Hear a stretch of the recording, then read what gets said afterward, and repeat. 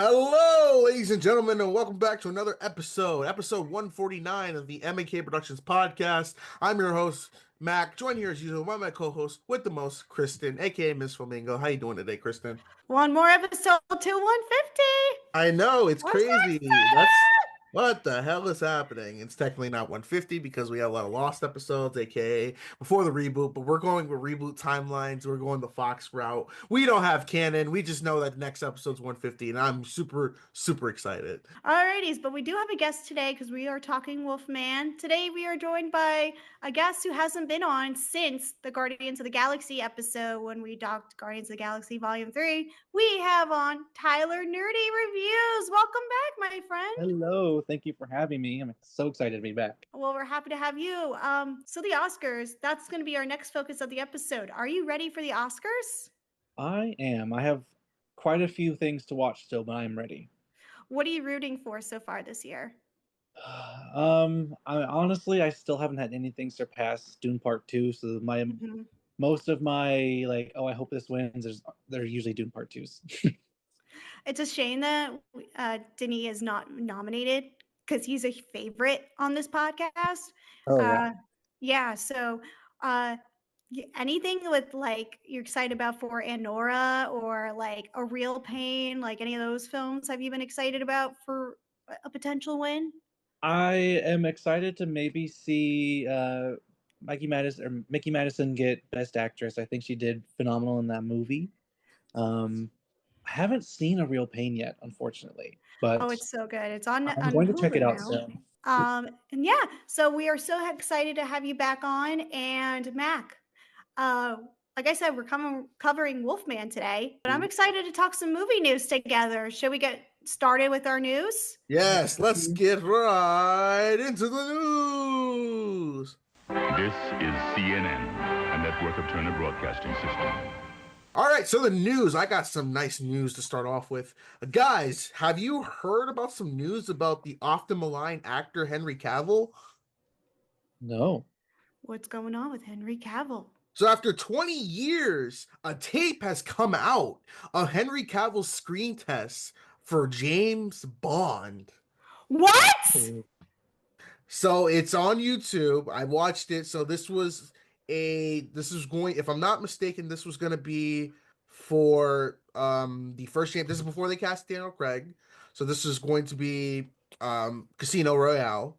And it's Henry Cavill. This is 2005. He has long hair. He's reading lines from GoldenEye, including his order of a vodka martini, shaken not stirred. And then his name is Bond, James Bond. And let me tell you, he is great. He gives us a great screen test. And, there's an alternate timeline where Henry Cavill may have been James Bond instead of Daniel Craig, which I like Daniel Craig's portrayal, but can you imagine if Henry Cavill was James Bond? Would have been really interesting. Craig is the only Bond I've actually seen, unfortunately, but I think Cavill could have really pulled it off in his own way.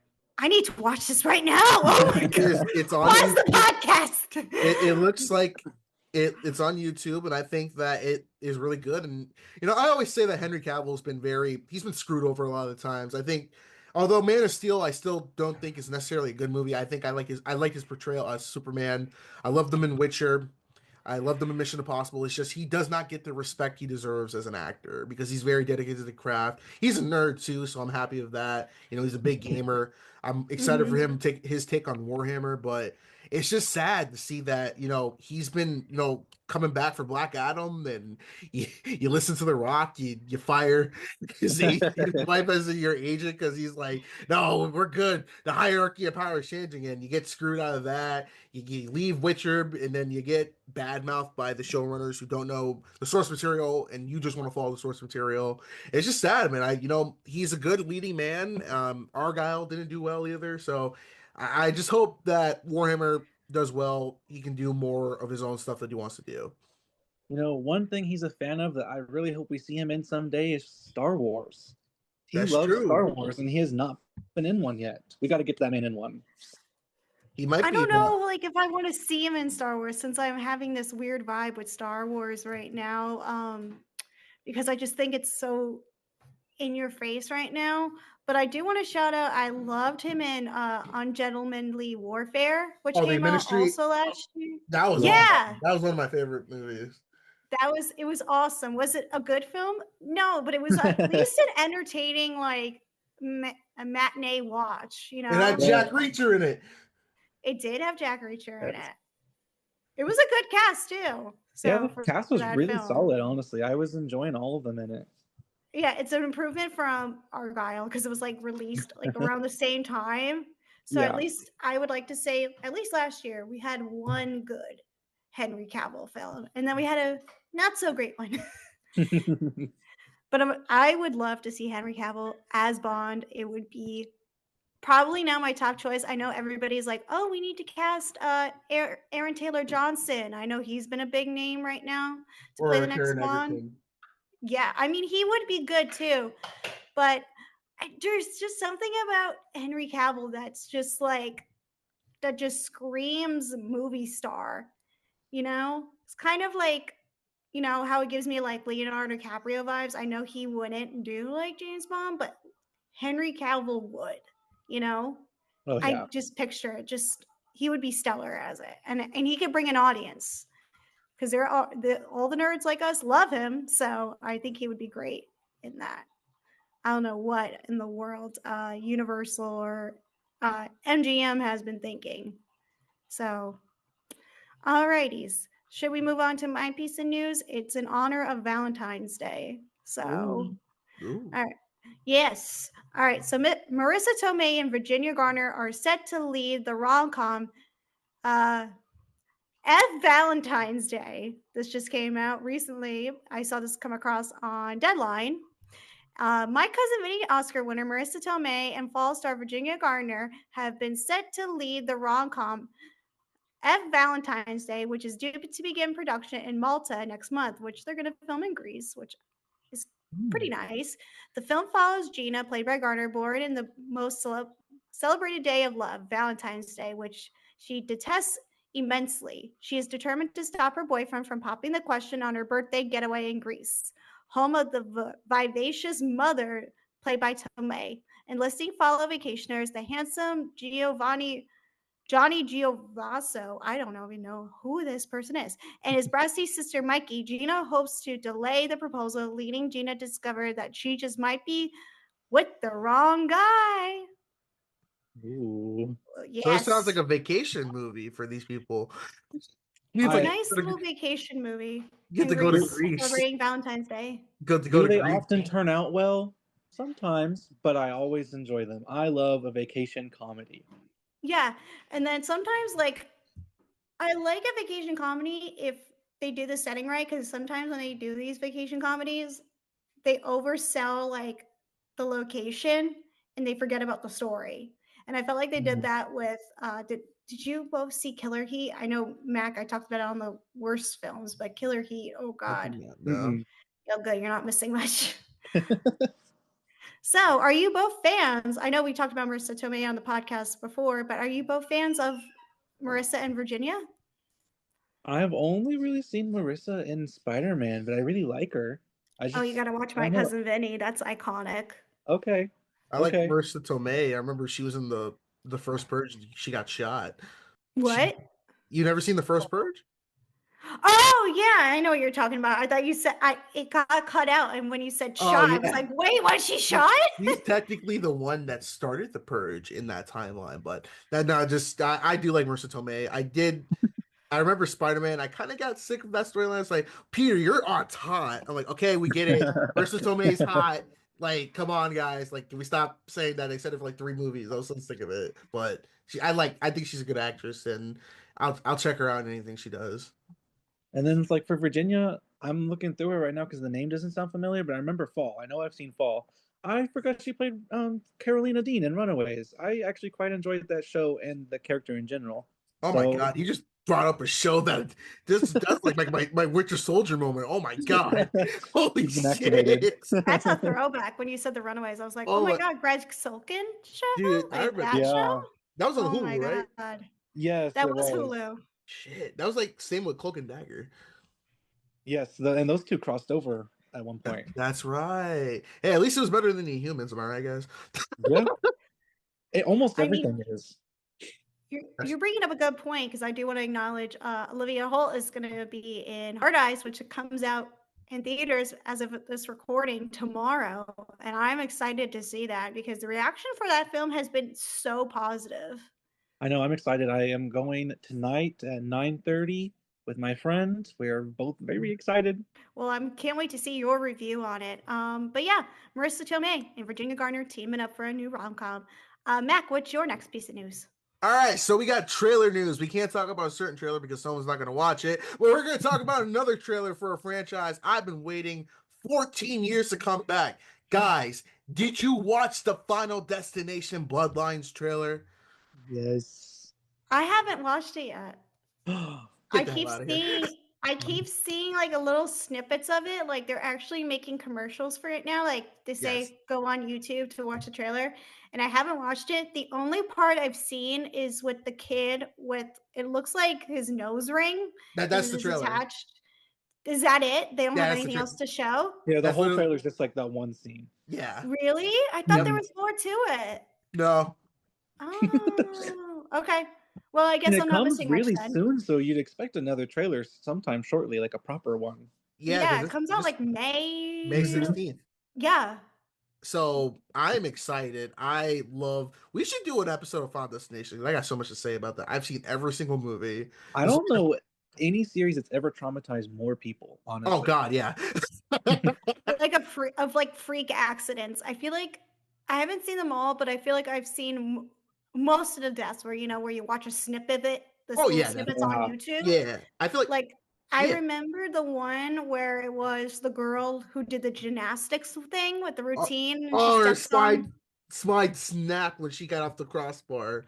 Yeah, that's the one that I get reminded of the most, I feel like. Or it's like, like when your mind plays tricks on you and it goes, oh, do you remember this scene in this film? Like out of nowhere, my mind will just pop up Yeah. in that scene. I was like, why is my brain thinking about this at the moment? I know the viral one that everyone likes to talk about, obviously, is the log scene from the second movie. Yep. But Oh, right. The one that personally affected me the most as a kid was I was always afraid of escalators because of the fourth one. Oh my God, the escalator one. Yes. Yeah.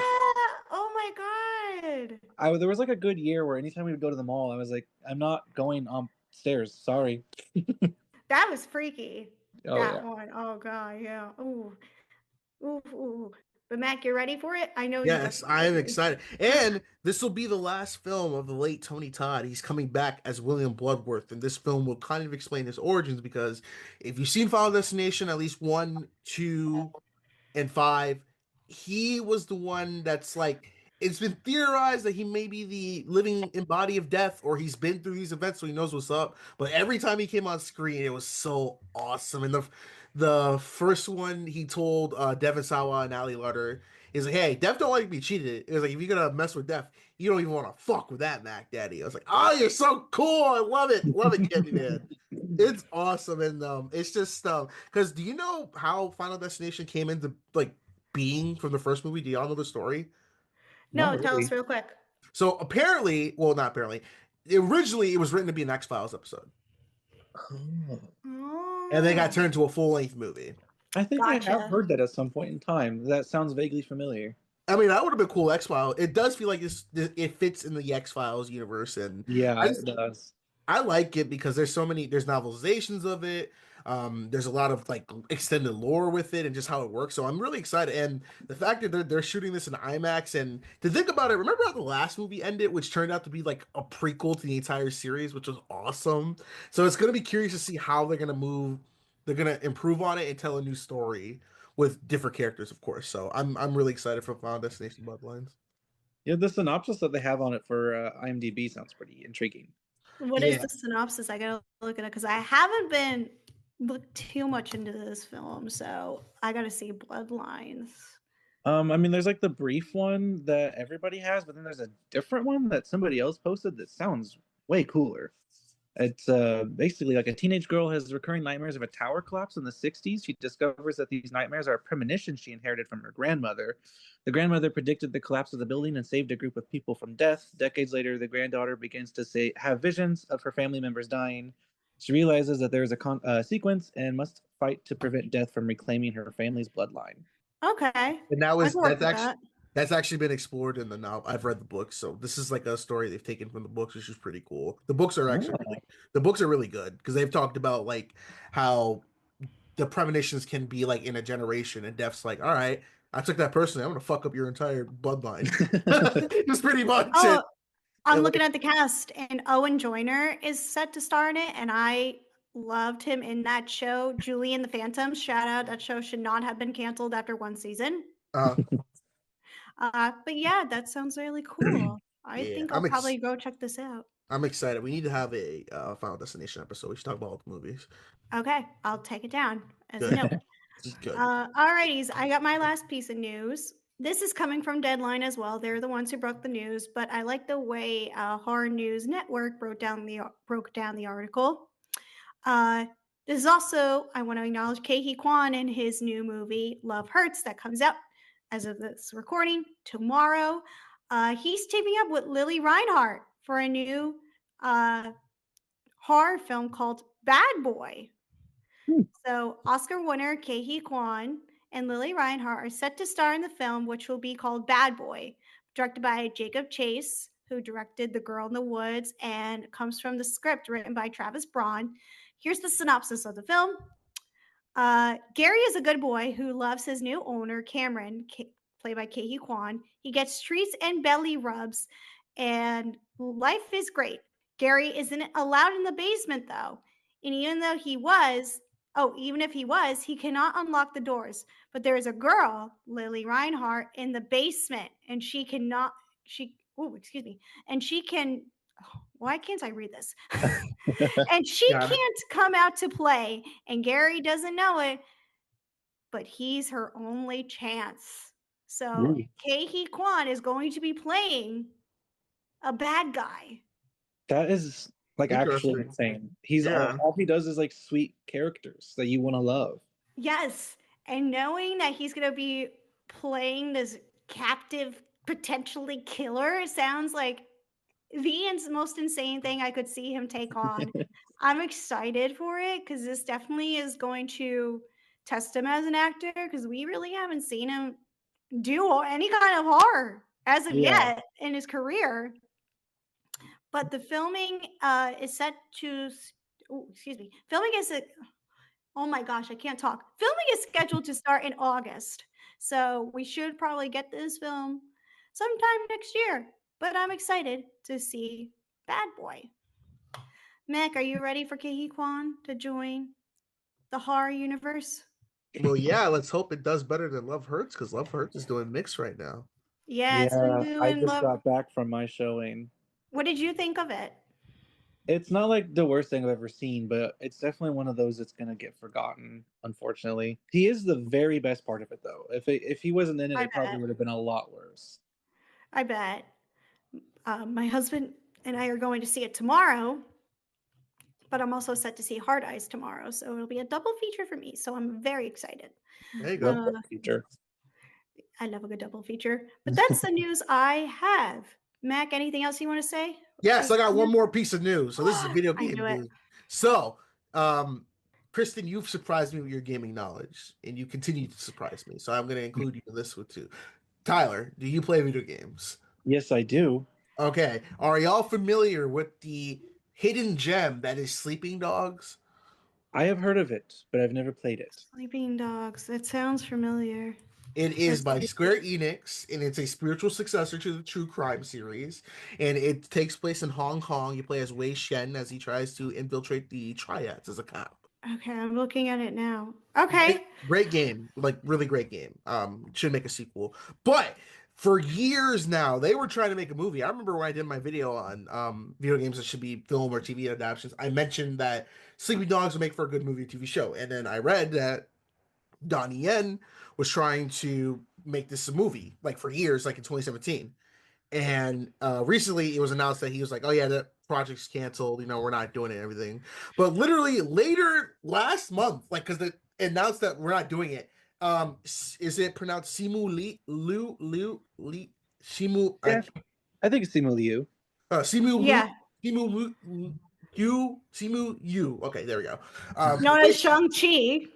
From Shang-Chi will be playing Wei Sheng, and he will be producing. And we're getting a live action adaptation of Sleeping Dog, which is awesome. Huh. I'm excited. If you've never played Sleeping Dogs, please play it. They remastered it. You can play it on the Xbox One S or PS5 or PC. It is a great game. If I can describe it how it works, it would work in a live action film. Think of like not Samurai Cop, that's a bad example. Think of like Rush Hour, but set entirely in China. In no place. Huh. I can make a Okay. good movie. Or Ip Man, and like the Raid. Mostly the Raid, actually. Let's just say the Raid. I'm looking now, and Simu Liu hasn't done a video game based film yet. So I guess something caught his interest for it. So I'm on board. I'll have to ask Dylan if he's played it, but it sounds like a good game. Yeah, and the game has like a crazy cast of characters. They got freaking the late Tom Wilkinson, freaking Emma Stone, isn't it? Like randomly, like okay, that's Emma Stone's in it? yes, she is. She's a love Okay, interest. now I have to play this game, or I'll just look up the clips that she's in. Lucy Liu is in it too. Oh, Kelly Hu, James Hong. Like it has a few like notable actors in this game. It's awesome. Do you think then any of the actors like Lucy Liu would show up to play Yeah, like, 'cause as themselves in the film then? Well, she didn't really have a big part. It was just kind of like a small role, but I wouldn't see why not, because they're probably going to keep it. I pray they're not going to whitewash this movie, because why? They won't. But they probably will. I wish they got the original actor who played Wei Shen. He was very good. Oh my gosh, Will Yun Lee. He was also in Die Another Day and the Wolverine. He was the Archer in Wolverine. If you didn't know that. Oh yeah. Okay. But he was good as Wei Shen, and I'm curious to see what they'll do for his interpretation. And I said that video game movies are getting better. Sonic 3 broke all the records, got a lot of money. We're getting more Mortal Kombat 2. Fallout was pretty good. Last of Us, even though I have my issues with it, it's still pretty good too. So video game adaptations, they're gonna work, and I'm really excited. I mean, except for Borderlands, but we don't talk about Borderlands. we don't talk about Borderlands. No. So Mac, as we wrap up, what is the current video game you are playing? I am getting ready for the new WWE 2K25 to come out next month, and getting ready for the new MLB The Show. But story wise, I am replaying Max Payne 3. Okay. Tyler, what about you? When I get paid tomorrow, my first purchase will be for the one of the deluxe editions of Civ 7. Very excited for that. I made a Civ movie. It would be kind of hard. That's true. Yeah, put a lot into probably 3 hours, I bet. Otherwise, I am still trying to work my way a little bit through Baldur's Gate 3 and Dragon Age Veilguard. Gotcha. What about you, Kristen? What are you playing? I haven't played any kind of game in a while. So, because I felt like I didn't play any video game last year because I was just so invested reading. Like reading has been like taking over my life.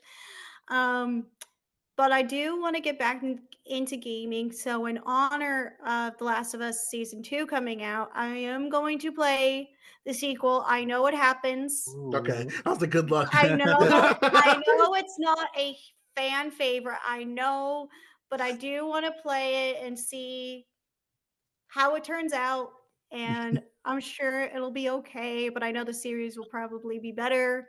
But I just heard, as we wrap up news, I saw that they're developing The Last of Us to go past season, I guess, 3, because I was thinking when The Last of Us became so popular and everything, I'm like, okay, Last of Us video game 2 is going to cover like season 2 and 3 of the show.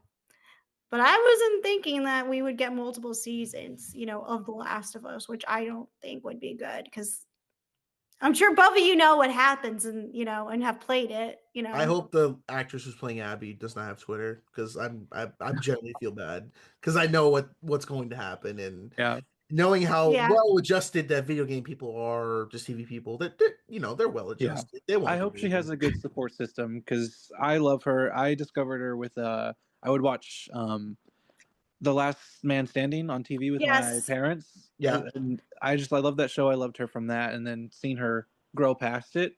So I just hope she's got a good support system because we all know the internet's not going to treat her nicely. No, they're not. I know that they had security guards on set. I saw her talk about that and how intense that was. She was like discussing about it. You could probably find her video of it saying like there were security guards all around the set because people were trying to sneak onto the set and I guess harass her, I guess, because she's just playing this character. And I'm like, it's just a character. You shouldn't harass the actress. I mean, she didn't do anything bad. The character does bad stuff, but that doesn't mean you should go and harass the actress. She's just playing the character. Well, unfortunately, that's people who can't separate fucking fiction from reality, which is a shame. Yeah. Because even Laura Bailey, who played Abby in the video game, she got some death threats. I'm like, dude, really? That's like, insane. Are you fucking kidding me? But this year is an interesting year for video game movies, because later in the year we're getting Mortal Kombat 2 with Carl Urban as Johnny Cage. That's going to come out in September or October, I think. We're getting Minecraft, which, variety. Minecraft could be a surprise. You never know. Probably not, because it looks terrible. But the one wild card I'd say, because I didn't even ask you about this, Kristen. Have you ever played Until Dawn? Not yet. I do want to. I think I'll eventually play it, but I know we're getting the film of it, but I'm not excited for it because we did talk about it on the podcast here. We did, yes. And I think you've seen gameplay of Until Dawn, right? Mm-hmm. I can say it's nothing like the game, at all. So I'm like, there's elements of it which is cool, and I like the director because I like Lights Out, but he made Annabelle Creation and Shazam too, so I'm really scared. But it could be cool. I have only really seen gameplay of it. I've seen someone play it all the way through, so I do know that it is quite different. I will be tuned into the movie though because I like Michael Cimino. Love that boy.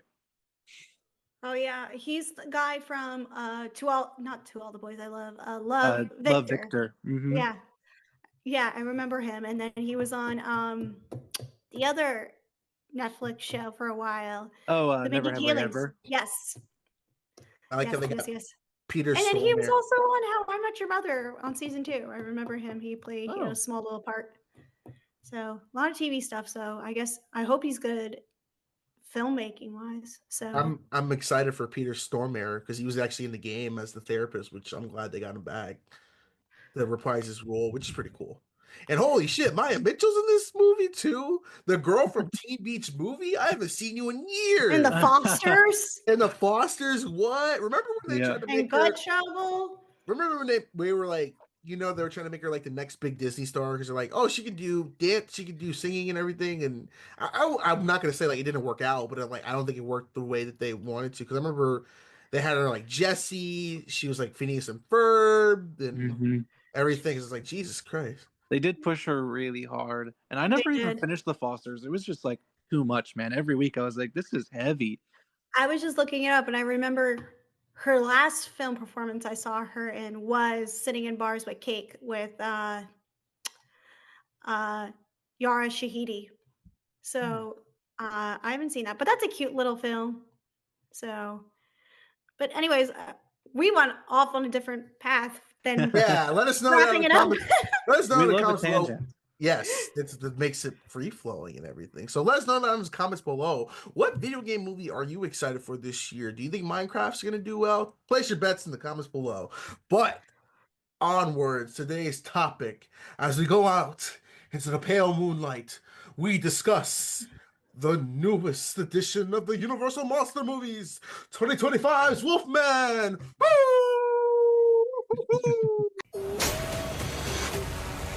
What is happening? Please, Dad, you're scaring me. It's my job to protect you. You said you'd never hurt me. Back off!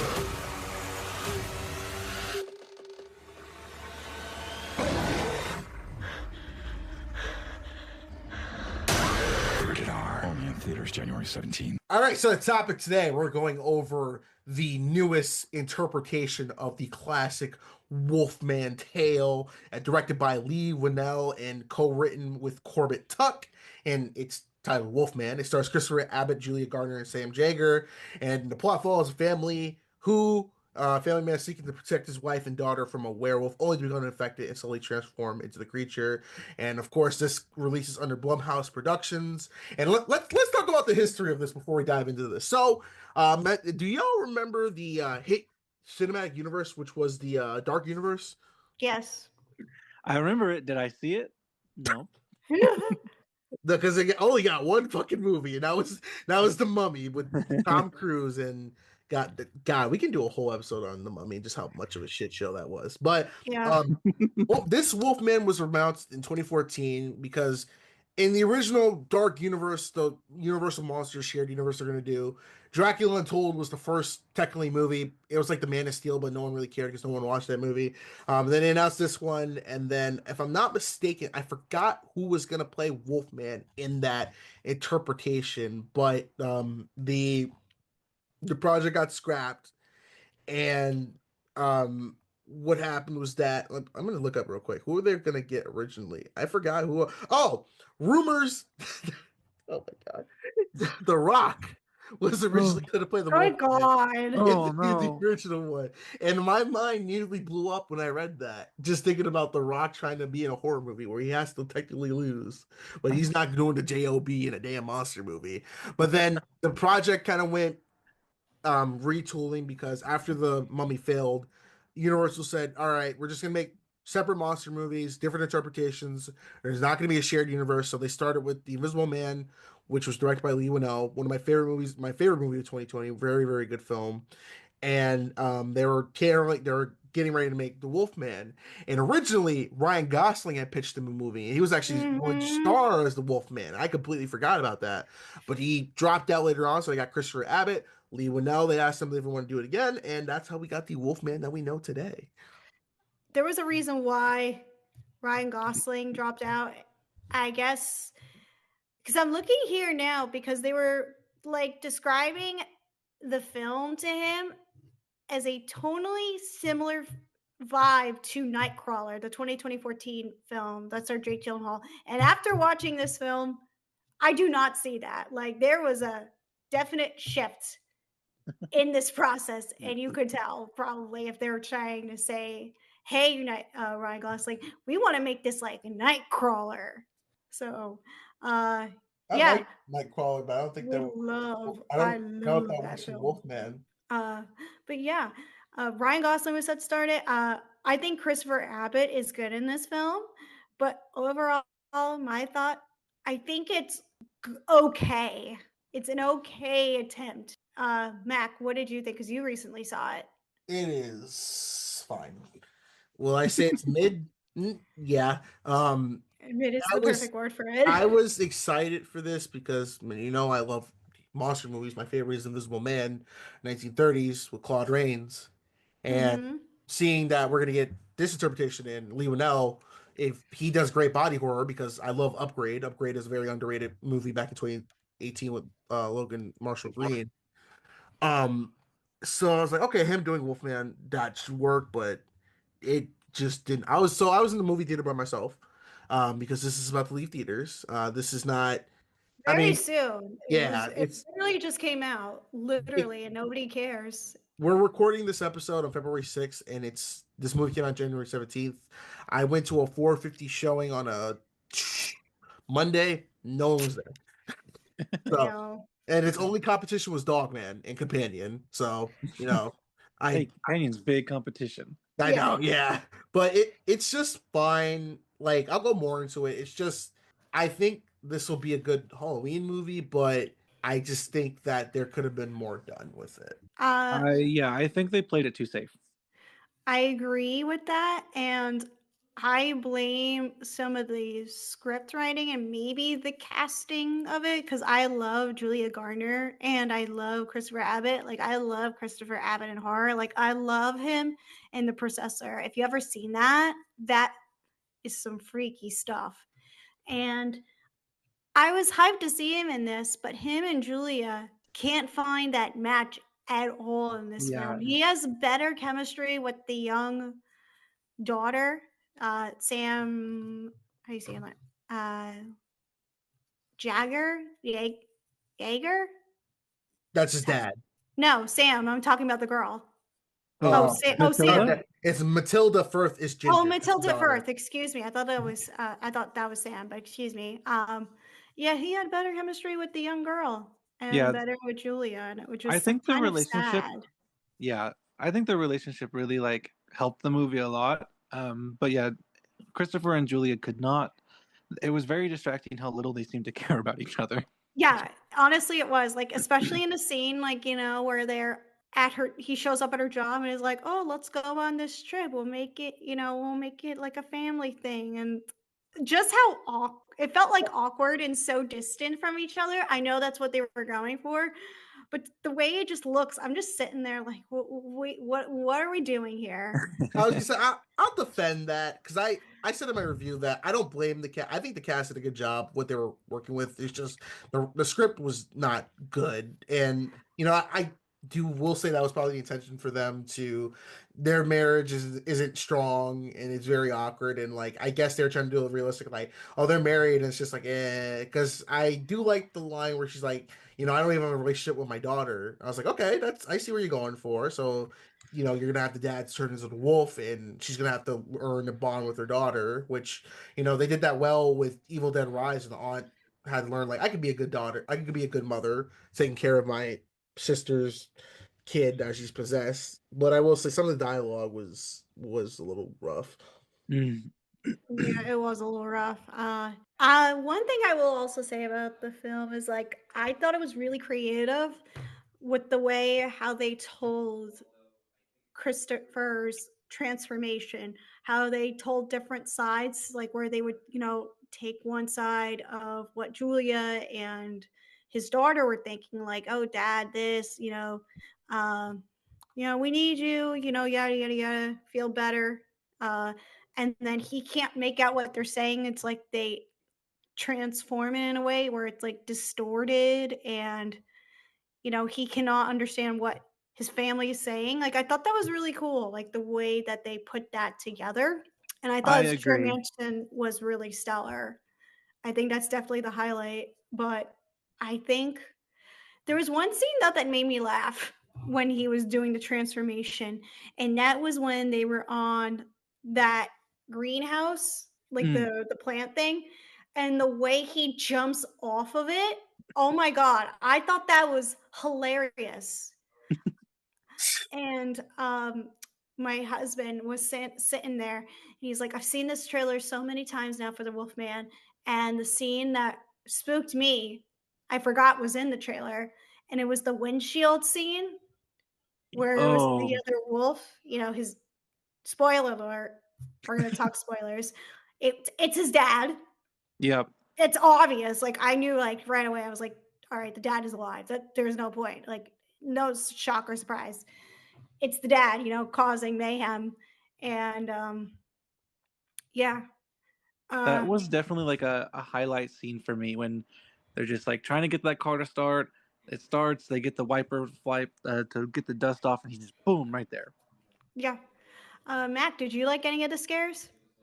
Or any of It the wasn't really that transformation? scary, to be honest with you. It was Mm-hmm. very lackluster because I feel like if they didn't give away that scene in the trailer when she was starting the car up, because it does build great tension, but if like, oh, I seen the trailer, she's gonna wipe away and it's gonna be right there. And to be honest, you really don't see the wolf until near the end of the movie. Like you see glimpses of it, and you're like, okay, cool.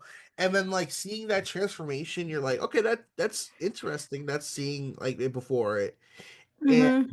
I think just like after that, like you kind of find out with the wolves and everything. It was cool. The fight at the end was pretty cool, but Yeah. I think they had we'll spoil it like later on. Yeah, I But already spoiled it. I already said that the wolf was the dad. The other yeah, I wolf. thought that was a very unnecessary twist.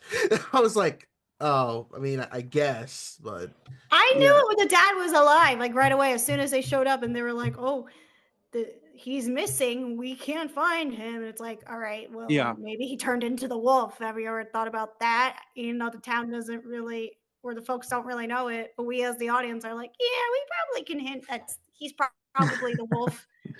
As soon as So- they said that, I was like, oh yeah, he's the wolf. He's the wolf now. Yep.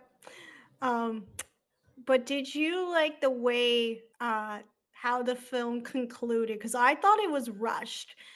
Because the No, film shows that it he was was, rushed. you know, how Christopher's relationship with his dad, with the treehouse. You know, they were gonna kill the one wolf, but the father didn't. And then at the end of what Julia and the daughter, they're up in the treehouse, and eventually Julia has the nerve and shoots her husband. He ends up dead. I had a feeling they were going to build up to that and just kind of like parallel that, like father son and mother daughter kind of vibe. But I didn't think that was the way they were going to kill him off. I knew they were going to eventually get to the treehouse. I knew that, but I don't know. What did you guys think of the ending? Mac, I heard you said it was rushed. Tyler, what did you think? I also felt like maybe they got there a little too quickly. I see the vision and how it could have been good, but they just get there too quickly. And then like the proper like final shot of like them going to the valley that he was talking about, I kept thinking, how did they find a valley? Yeah, exactly. Like, Just How said, how did casually they stumble walked on all it? that to the valley? Like, oh, it's so pretty, but also how'd you get there? Yeah, there's no explanation for that. Like, there's like they were just shown in the treehouse. They get down, and then like 2 seconds later, they made it. Yeah. Oh, this movie. I I really wanted to like this. I really wanted to walk away loving this, but I just think with like that ending, like he mentions in the beginning, like, oh, there's a view that between the valleys is good. I was like, okay, so there's probably gonna be something with the valley, or and then Yeah. and you know they was showed it in the beginning of the movie, which is like okay. I just think that I thought the movie was gonna end after he killed his dad, but then I was like, oh, it's just gonna keep going because this movie clocks in like an hour 43, but it feels shorter and long Yes. at the same time. It's weird. Yeah, I definitely felt it felt very long. Like there was a couple times I would look at my watch and I was like, oh wow, okay, we're still going. yeah, I definitely agree. I just want to say I just saw this on Wikipedia. This is when it returns at the box office. In its second weekend, the film finished at seventh place, adding an additional $33.4 million. Screen Rant described the film as a 70.2 drop, as severe and unusual even by the standards of the horror genre, comparing it to the 72% second weekend drop experienced by Blumhouse's box office flop Afraid. I mean, it doesn't surprise me because we were looking at the theaters and we were looking at empty seats every time. And Yeah. I think we always talk about people don't realize when they're like, oh, why isn't there like a movie doing well or something like that? The power of word of mouth, because if you that first week, people who are like, oh, I want to go see this movie, but then you got people who maybe go out like, oh, it was this and that, and they'll be like, well, I really don't want to see that. I want to go see something else. And Yeah. I think you had a good idea of coming out in January. I personally would have maybe waited till October to release it to like because this feels like a Halloween movie.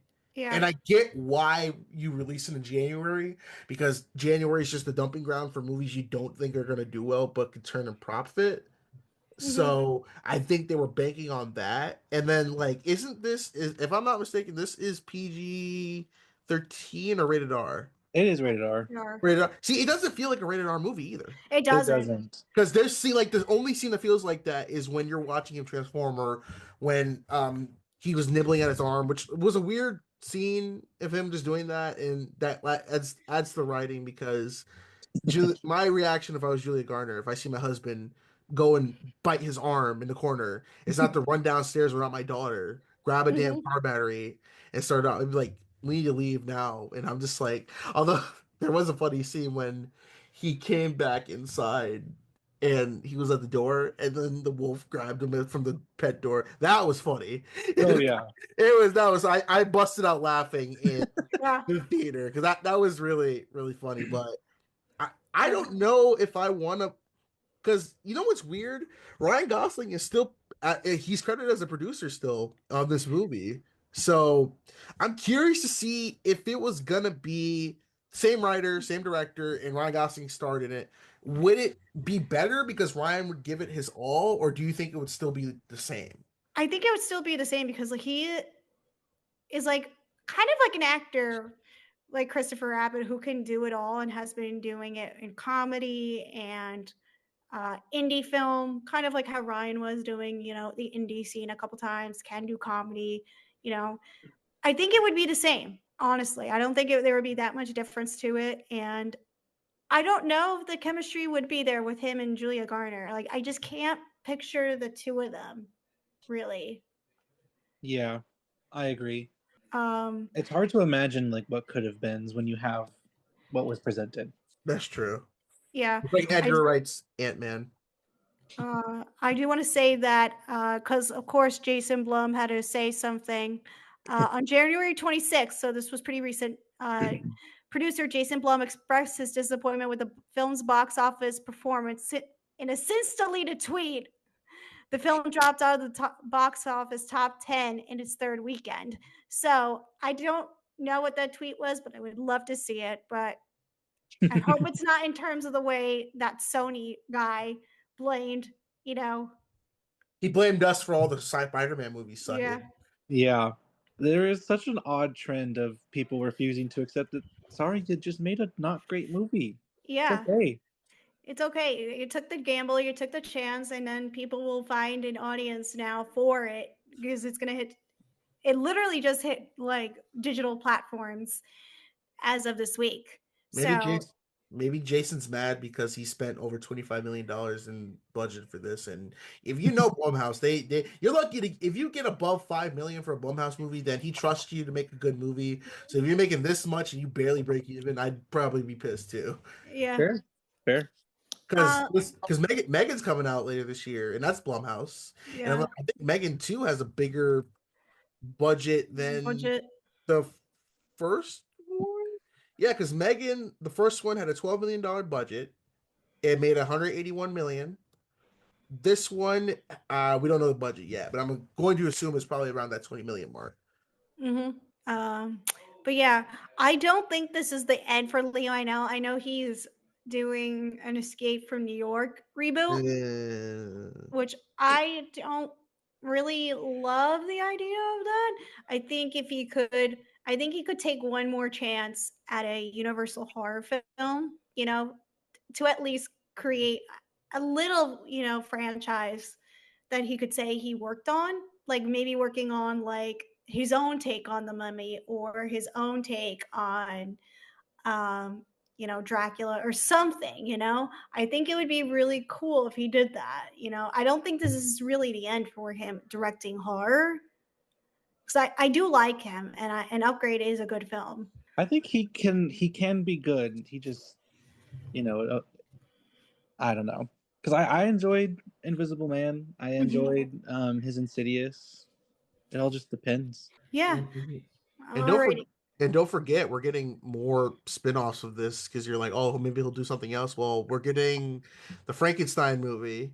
We're getting the female one with we're getting The Bride, and then we're getting yes. We're getting Frankenstein. We're getting Guillermo del Toro's and Maggie Gyllenhaal's. Yep, and then we're getting he's doing the Invisible Man sequel. Well, he's not doing that because he said he had to decide he would not be involved with it. So I don't know. We'll see what Escape from New York is like.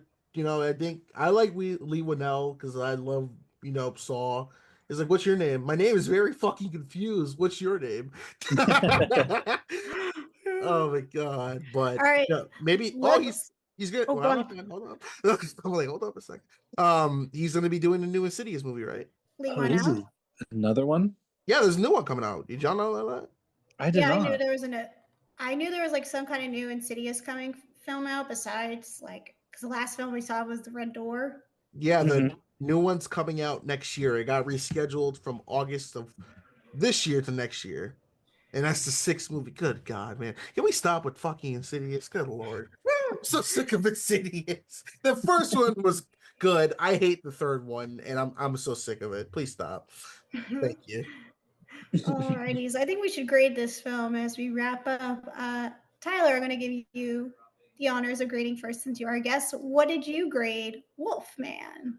I do mine on out of 10. I gave it a 6 out of 10. I believe you guys do letters. So I Yes, think we do letters. Yeah. in the letter scale that'd be like a D, I think. Oh wow, that's like that's lower than we had it. Mac, what did you give it? I give it a C. That's what I did. I also gave it a C. But yeah, that's our thoughts on Wolfman. Let us know in the comments your thoughts on Wolfman if you catched it in theaters or you're gonna wait to see it on demand. Max, should we wrap up? We're not done yet. We need to ask one more question. So I'm trying to What? speed run everything. Oh, shut up. What is y'all's favorite Universal Monster movie? Oh, that's a good one. Tyler, what's yours? Are we just talking in terms of like the original classics? Yeah. I've never really seen any of them. I know. Arrest me. I'm so sorry. It's okay. The one I'd be like most interested in checking out is any of the Frankenstein related ones. The original novel is one of my favorite novels of all time. I was introduced to it senior year of high school, and I've loved it ever since. So checking out that movie is a must for me at some point. Well, I'm hopping off of that because I think I really enjoyed Frankenstein the most. But I've seen the original, not the original Werewolf in London, but the other take on it. American, whatever is it? What's the other one? I forgot what it was. Werewolf in Yes, London.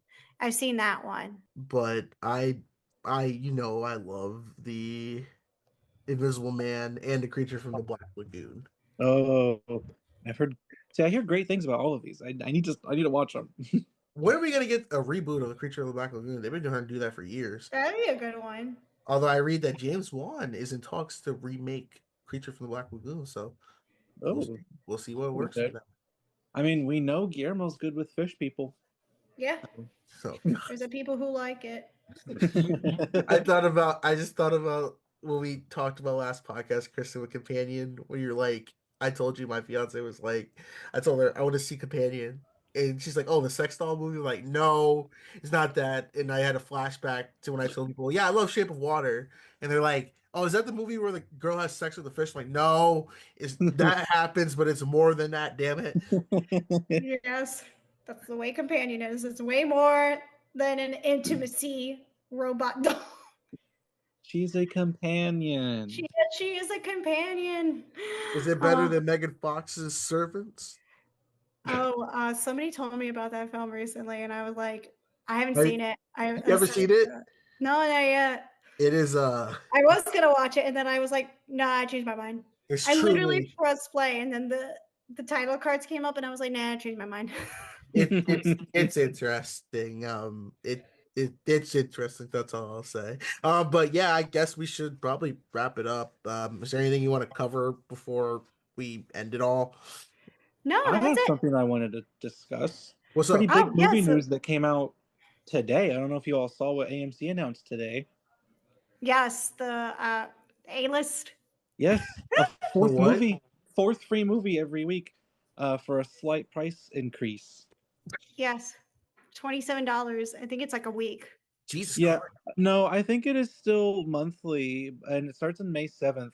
But they also made a new tier as well. So the cheapest one will now be $19.99 instead of $19.95. And then they go all the way up to $27.99. I have the AMC Stubbs Premiere. That's the one I have. So that's the one, and I'm always at AMC. That's where you can always catch me out. Exactly. You know, that's Me too. where I am. That is my safe space. That is my safe place. I have Nobody harm Cinemark. it. You know you go there a lot when they stop asking to see your ID for the Yeah, the Like, one guy recognizes me, but he's like, oh, do you have your tickets? But I'm the kind of person who loves printing their tickets. I don't know about y'all. I collect them. I have a collection of it. I Yeah, I have used to, but I mine. enjoy just seeing them on like the A-list bookings. Like that's enough for me now at this point. Yeah, so I have to go and print out my ticket. Like I got my husband to start collecting them now. Like he puts them in his own little like popcorn bucket, Mhm. and I have my own. So I feel like I need to. It's like my little souvenir from the show. I keep all my tickets in a Lone Ranger lunchbox my grandmother gave me. Oh, that's Um, cute. What's the Way oldest? classier than me. I just tossed mine in an old shoebox. Oh, What's the oldest ticket y'all have? Because I know mine. I have a ticket from Robert De Niro and Sylvester Stallone's 2013 movie Grudge Match oh for a my midnight God. showing. So that ticket's 12 years old. Yeah, I think Mine's I first older. started. Oh, sorry, you can go first. Yeah, no, go ahead. I think the first one I collected was when my family went out together to see The Force Awakens in 2015. So I have all of my tickets from then to I think I stopped at about 2020 when pandemic started, and then so it was after that I started doing the bookings on A-list. Okay, gotcha. The oldest ticket I have, this is really showing my age. Uh, it's from 2006, Jesus Christ. and it's the Hillary and Haley Duff film Material Girls. Wow. Yeah, and it even has the little logo AMC used to have, the ticket cartoon. hmm Oh yeah. That's how old that ticket is. And Oh my I God. used to have like other tickets too, but then I lost them when I was a kid. But at least I was like, I still have my Material Girl one.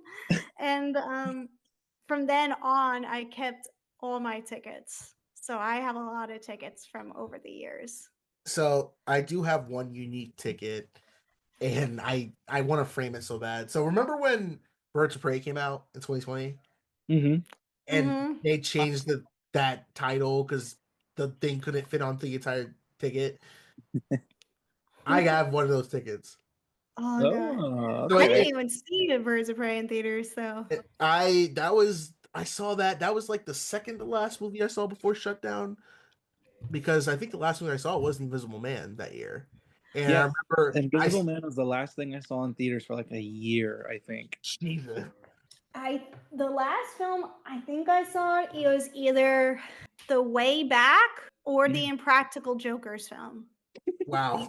What a Glorious lineup. end to theaters. Yeah, I didn't get to see The Invisible Man in theaters. I did see it by renting it, and then I got to go see it again at a drive-in. Okay. Yeah.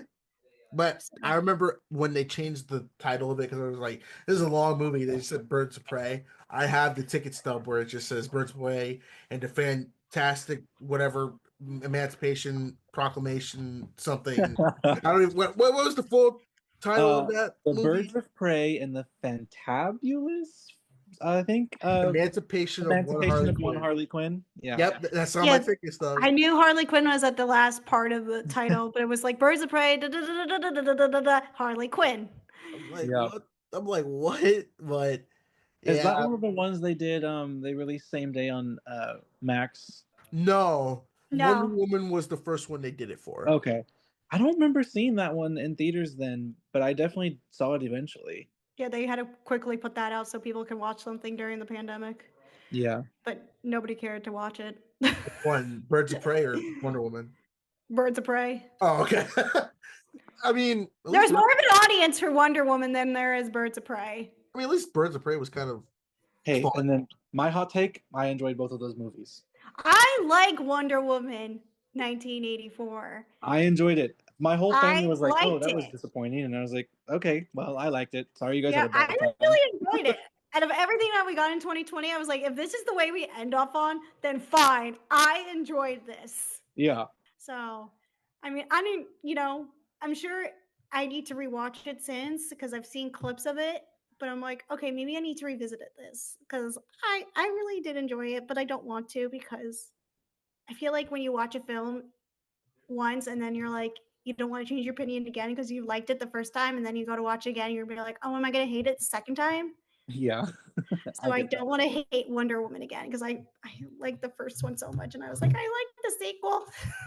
Listen, Wonder Woman was like, I've rewatched it and like I think I was hard on it then, but I just still think that it's a very, very boring movie. I could see people saying Like it's boring. compared to the first one, which was a World War I epic, and like it had a good character arc. I think that's a problem. Like them bringing back freaking Steve Trevor was like, okay, that's a little dumb.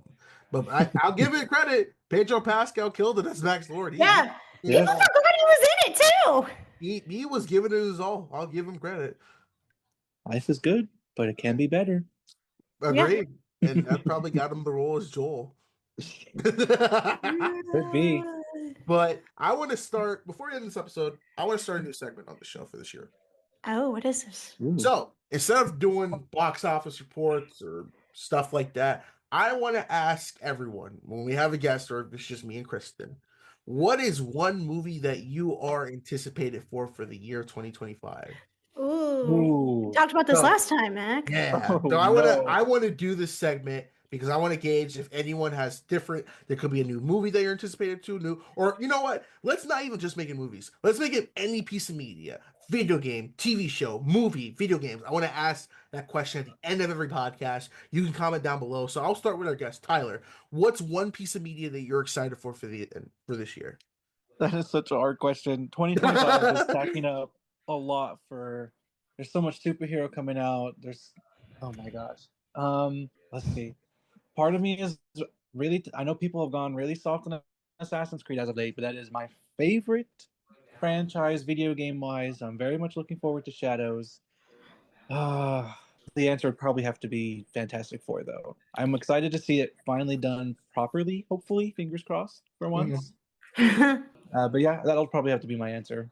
And this would technically mark like 10 years since the Kate Mara and Michael B. Jordan. I think Marvel was hinting that intentionally, like, see, Listen, Miles Teller, we did it better. Well, let's face it, that was not Miles Teller's fault. That was Josh No, Trank's I fault. know. I feel he fell back into Top Gun, so thank God. But Yeah, thank God. Oh my God! Oh Jesus! Fantastic Four. I was just watching that the other night, and I just got. I think you watch it more than me. I have, and it's like One time is enough for me. I get Yes, I scared agree. because I'm like I have flashbacks of when I was excited for that movie, and then the trailer for the new one came out, and I'm like, oh God! I just got like a bad feeling. I'm like, please, for the love of God, make a good Fantastic Four movie. I'll defend the Tim Stories movie, but please make a good one for Christ's sakes. Yeah. Oh, but Fantastic Four. Do you know what, Mac? I'm gonna say one film real quickly. I know I said my anticipated films last week, but now they announced the roster even more for the new Scream film with Scott Foley returning and Joel McHale starring, and who was I gonna say? Matthew Lillard. Matthew Lillard is coming back. I met Matthew Lillard at my local Comic-Con last year. He's so sweet. And he's coming back love again him. this year. I don't know why he's back-to-back years here, but I'm not going to argue. He's awesome. He is awesome. We love him here. But I'll be feeling a little woozy here.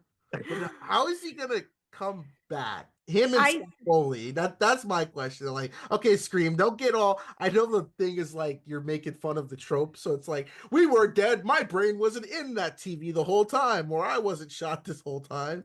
Yeah, they're gonna find some campy, ridiculous way to do it, and I'm all for it. Do you know what I think they're gonna do? Because I was talking to somebody about this the other day. I think they're gonna do the same thing like how they did Melissa Barrera's character, where she was, seeing visions of like her dad. I think Nev Campbell's going to see visions of Scott and Matthew, in her mind.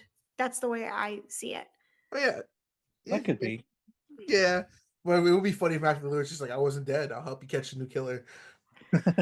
No, he's just in a wheelchair or something after being electrocuted by a TV. I think the big question with Scream 7 is how are they going to handle Jenna Ortega and Melissa Barrera's character? Will they say that will they pull like a Scream 6 with like Nev Campbell, like, oh, they're hiding out these new killers? Or will they cheekily, to keep them alive, they want to come back if they want to bring them back? Or will they kill them off? Yeah, that is the one reason that's keeping me from being excited about that movie is because I just don't know how they'll handle that. I loved those two so much. And so it sucks to see them depart from it. Yeah, but they do have Mason Gooding coming back and Jasmine Savoy Brown returning, who were in the last two. And then I'm interested to see McKenna Grace. Oh, I didn't know she had been added. Yeah, she was added. I remember seeing that, and then I just looked it up to confirm. She's going to be starring in that, and then we got Anna Camp, and then out of all people, I was shocked. Mark Consuelos from Kelly Ripa's husband. I was like, what is he doing in this film? I guess my movie I'm anticipated for, I'm gonna probably for now say Fantastic Four. I'm a big Fantastic Four fan. I love the 90s cartoon. Very good animation. Shout out to Brian Austin Green. Dropping one of the hardest line, flame on and on and on and on and on. If you know, you know. That clip is legendary. I like the 2000s movies. I know those aren't really well liked, but hey, we got Michael Chiklis. That's the thing. And at the time, that Stan Lee said that was his favorite portrayal of any of the characters. Yeah. So, and then we got the 2015 one that ruined the career of a director. Remember, Josh Trank was going to do a Boba Fett movie, and he fucked that up. And then we got that TV series that wasn't great either. What TV series? Boba Fett. Oh, well, I think that was going to be the movie, and he's repurposed the TV show. Yeah. But and then I've seen the Roger Corman Fantastic Four movie. Oh, the really old one? The one that they made and never released. I watched the documentary about that. I felt so bad for the cast because do y'all know the story about that one? No. So there was a Fantastic Four movie in the 90s. It was 1994, directed by Roger Corman. And for years until Disney bought Fox, Fox had to keep making X-Men movies to keep the rights to it or revert back to Marvel. So with the 94 film, they said, well, we can produce this. We don't have to release it. They did not tell the cast at all that this movie was not going to be released. Oh. So they're making this movie and everything like that. And to be fair, people say it is the most comic accurate of the Fantastic Four movies we've gotten, which, as you will. But like I felt bad because there's a whole documentary and it's called Doom: The Untold Story of Roger Corman's The Fantastic Four. Came out in 2015. They interviewed Roger Corman and the cast, and it's just like they didn't know like it's gonna come out Labor Day of '93, and then they kept pushing back and back. And they're like, "Yep, we don't have to release that." And it's sad. I feel bad. I felt so bad for the cast, but yeah. Maybe this we'll have to talk more because I know we're cutting it short on time because I want to make sure we get to your movie, Tyler. So I want to make sure we wrap up because it's. Oh, you had a movie? I didn't know that would have ended it sooner. Oh no, it's still good. It's all. It's okay. All right, so Fantastic Four, most anticipated, but guys, our next episode is going to be our Oscar 150th special. Ooh, that'll be fun. Yes, we're going to have some fun talking the Oscar nominees and giving you all our predictions. So, Mac, we're going to have to say goodbye. Yeah, all right. But Tyler, thank you so much for coming on, man. It was a blast talking Wolfman and such. We got to get you back on. Absolutely. We got to get you back on. Thank you so much for coming on. Be sure to follow Tyler. His social media will be plugged down below. Subscribe to the channel. And thank you to our patrons. Yes, thank you so much. Make sure you donate to Patreon below. It's $2.50 a month. You get exclusive access to our newest content, and it's just a fun time all around. But until next time, I've been Mac. This has been Kristen. This has been Tyler, and you've been listening to the M&K Productions Podcast. Peace. Bye. Bye.